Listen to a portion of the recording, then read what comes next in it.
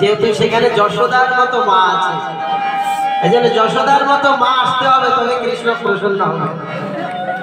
কৃষ্ণের মাকেও আসতে হবে। কৃষ্ণের মার নাম কি? গোকুলে কে থাকে? বলে যশোদা মাইয়া কি। এই জন্য বলেছে যে আমাকে গোকুলে নিয়ে রেখে আসো। বসুদেব গোকুলে নিয়ে এলেন। এবার গোকুলবাসী মনের আনন্দে এবার উৎসবে মেতে উঠেছে। গোবিন্দ গোকুলে আয়, গোবিন্দ গোকুলে আয়, গোবিন্দ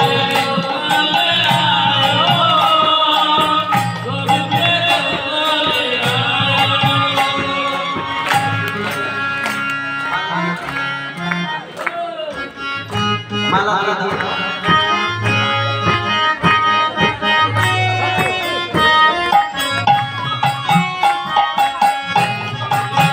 সবাই